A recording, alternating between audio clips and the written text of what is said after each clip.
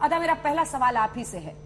आप किसी विक्टिम से खुद मिली, आज आपकी फिल्म पर सच्चाई का सबूत मांगा जा रहा है।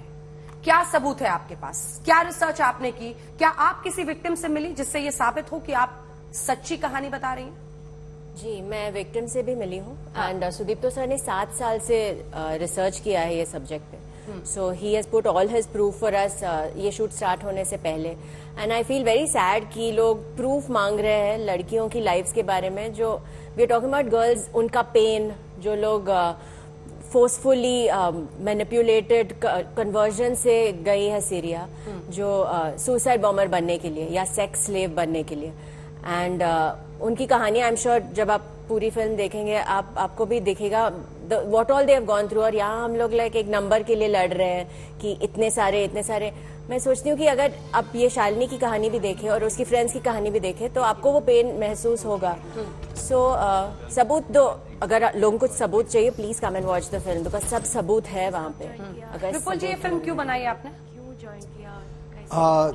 3 साल पहले जब सुदीप्तो दादा ने मुझे ये कहानी सुनाई तो it was a very instinctive decision कि ये फिल्म तो मैं ज़रूर बनाऊंगा। लोगों ने बहुत मना भी किया, लोगों ने कहा मत बनाओ, तुम्हारी पहचान कमर्शियल फिल्मों से ज़्यादा है, बट इट डिडंट मैटर। मुझे इस फिल्म में कमर्शियल फिल्म या नॉन कमर्शियल फिल्म वाली बात ही नहीं थी। मैं जब पहली बार ये कहानी सुन रहा था तो मैं रो पड़ा था। तो मुझे ये लगा था कि इतनी जो इन लड़कियों के साथ जो इतना बुरा हो रहा है, अगर इस बात की नॉलेज हम तक नहीं है तो किसी को भी नहीं होगी। और ये प्रॉब्लम जैसे जैसे हम रिसर्च करते गए हमें पता चला कि ये प्रॉब्लम सिर्फ केरला का नहीं है, पूरे भारत का है। पर क्योंकि ये स्टोरी जो है वो केरला की 3 लड़कियों के आसपास है, इसलिए केरला स्टोरी। तो मुझे ये लगा कि ये विषय, इन लड़कियों का दर्द, ये हमारे समाज को देखना चाहिए। पर विपुल जी, क्या आप तैयार हैं इस बात के लिए कि कहा जाएगा कर्नाटक में चुनाव है इसीलिए आपने ये फिल्म बनाई है? ऐसे आरोप लग रहे हैं आप पे। सुदीप्तो दा हंस रहे हैं, लेकिन ऐसे आरोप लग रहे हैं अभी से कि फिल्म मेकर्स ने इसीलिए कर्नाटक इलेक्शन की वजह से ये फिल्म बनाई है, पोलराइजेशन कर रहे हैं हम मुझे on the behalf of RSS. मुझे हंसी इसलिए आती है कि ये फिल्म सुदीप्तो दादा ने इस सब्जेक्ट पे 7 साल से काम करना शुरू किया, मैंने 3 साल से। 3 साल पहले मुझे पता था कि इस दिन कर्नाटक में इलेक्शन होने वाले हैं और इसीलिए मुझे ये फिल्म बनानी चाहिए। इससे ज्यादा इलॉजिकल कॉन्वर्सेशन हो नहीं सकता।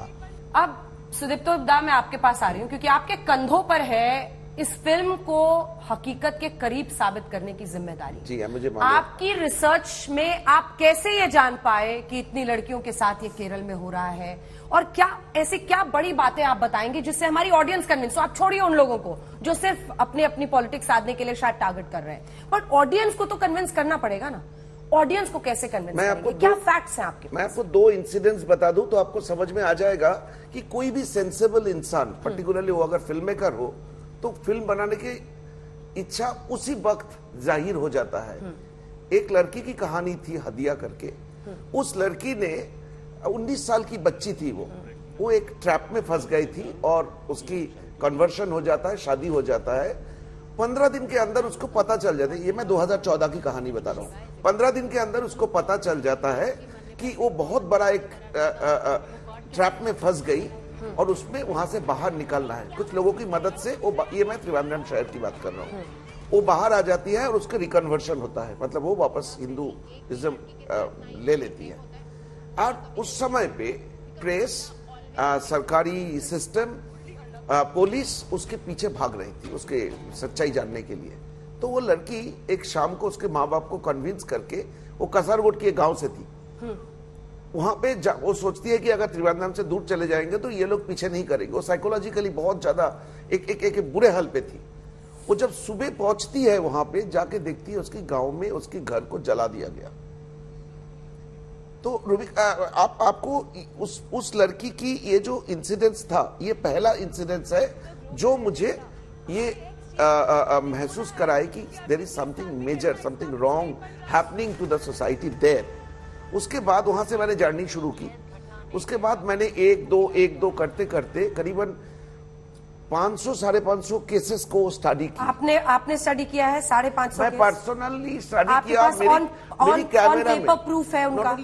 ये अंजना जी पेपर पे नहीं, वीडियो फुटेज है मेरे पास। वीडियो फुटेज है आपके पास? कम से कम 300 घंटे की वीडियो फुटेज है जो ये सारे लड़कियों से बात करती हूँ। मैं आपको दूसरी कहानी बताता हूँ। ये 2016 की बात है। मैंने 4-5 लड़कियों से मिले जो एकदम ब्रिम पे जाके वापस आई है, जिनमें से श्रुति करके एक लड़की तो अभी जैसे हम यहाँ पे बैठे हुए हैं वो साउथ की सारे चैनलों में अभी दिख रहा है, जो हमारी इंस्पिरेशन, मेरी इंस्पिरेशन थी। वो लोग अंजना जी एक छोटा सा घर में का एक रेंट लेके एक घर पे रहते थे। उसकी इलेक्ट्रिसिटी काट दिया गया था। वो सब्जी लेके घर में आते थे तो सब्जी का बैग रास्ते में छीन लिया जाता था। डेज आफ्टर डेज वो लोग भूखे सोते थे, खाने को नहीं मिलते थे। वो 6-7 लड़की का गलतियां क्या थी? प्यार किया था बस। और उसके बाद वो लोग जो वापस आए उसकी सजा ये लोग आज भी भोग रहा है। मैं जब इंटरव्यू करने गया था, वो फुटेज है, जब कभी भी अगर आपको चाहिए तो मैं दे दूंगा। दरवाजा को इतना सा खोला, क्योंकि दरवाजा खोल नहीं सकते थे, कभी भी उसके ऊपर अटैक होगा। इतना सा खुला हुआ था। वो जो लाइट आ रहे थे वो लाइट में हम लोगों ने शूट किए। ये चित्रा, श्रुति, ये सब लड़की तो अभी मतलब न्यूज चैनलों में जा रही है। वो आज मुझे फोन करके बोलती है, आज एक कोर्ट में केस हुई है केरला में और उसमें सुप्रीम कोर्ट में। वो लड़की का पहला क्वेश्चन है, दादा हमें जेल कहाँ जाना है, केरला में जाना है या दिल्ली में जाना है? कितना ताकत है उस लड़की का, आप बोलिए। ऐसे ऐसे लड़कियों की कहानी, उसके साथ जिंदगी बिताने के बाद अगर उसकी कहानी बोलने के लिए ना कोई धर्म की जरूरत बहाना चाहिए मुझे, ना कोई पॉलिटिक्स की बहाना चाहिए मुझे उतना ही एक दिल जो लेके मैं जन्मा था, जो दिल विपुल जी की आंखों में भी आंसू ला दिया था, वो दिल मुझे मजबूर करता है ये फिल्म बनाने के लिए। तो इसमें अगर किसी को प्रोपेगेंडा लगे, किसी को झूठ लगे, किसी को एजेंडा लगे, मैं सिर्फ उनको सॉरी बोल सकता हूँ और ये बोल सकता हूँ कि 5 मई को ये फिल्म आ रहा है, जाके देख लीजिए। अगर इसमें कोई प्रोपेगेंडा, इसमें कोई वो लगे, हाँ सच्चाई सबको पसंद नहीं होगा, क्योंकि ये जो लोग उस लड़कियों की खाना छीन लेते थे, बिजली काट देते थे, हमारे ऊपर अटैक करते थे, इन लोगों को तो अच्छा नहीं लगेगा क्योंकि इनकी सच्चाई बाहर आ रहा है। अब वो कौन लोग है, क्या है, वो हम सोचा कि जैसे आधा आपको अभी बोल रहे थे कि हमारे लिए ह्यूमन सफरिंग्स बहुत इंपॉर्टेंट था, इसलिए हमने ह्यूमन सफरिंग्स की एक ह्यूमैनिटेरियन फिल्म बनाई।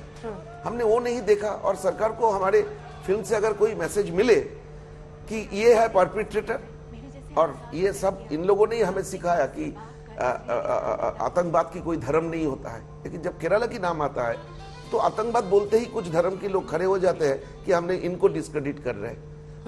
ये जो डबल स्टैंडर्ड, ये जो पॉलिटिकल गेम, ये हमें समझ में नहीं आता है। पिनराई विजयन साहब को और शशि थरूर को कुछ बोलना चाहेंगे आप आज तक के जरिए? नहीं, मैं बहुत रिस्पेक्ट करती हूँ अपने एल्डर्स को। That's what my parents have taught me. So if they have their opinion, they are allowed to have that. इसलिए हम लोग एक डेमोक्रेटिक कंट्री में रहते हैं जहाँ पे फ्रीडम ऑफ स्पीच और फ्रीडम ऑफ थॉट है। क्योंकि जहाँ मुझे लेके जाते हैं फिल्म में, एक ऐसी जगह लेके जाते हैं जहाँ पे औरतों को फ्रीडम ऑफ थॉट और स्पीच भी नहीं है। तो हम दोनों ऐसे जैसे हम लोग बात कर रहे हैं यहाँ पे, हम लोगों को अलाउड ही नहीं है। सेलफोन रखना मना है वहाँ पे। तो I am very happy we live here. It's a very good thing. सबको होना चाहिए फ्रीडम। उनको इनवाइट करेंगे फिल्म देखने के लिए? I would love if they can take out. We have already made that appeal. We have already made that appeal के please film देखिए। आपका हर ऑपोजिशन या क्रिटिसिज्म हम डिबेट डिस्कस जरूर करना चाहेंगे, पर एटलीस्ट पहले फिल्म तो देखें। अगर शशि थरूर साहब ने ट्वीट किया है तो वो झूठ तो नहीं होगा।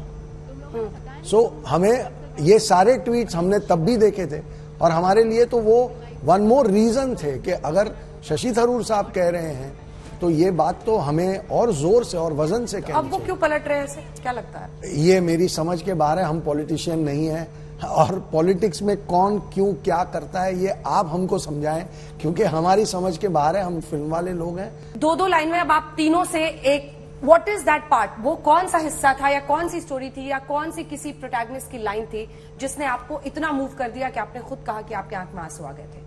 कौन सी लाइन थी, कौन सा हिस्सा था जब वो स्क्रिप्ट लेके आए? वैसे तो इस फिल्म में बहुत सारे ऐसे एपिसोड्स हैं जहां पे आपका दिल कांप जाता है कि ऐसा कैसे एक इंसान दूसरे इंसान के साथ करता है।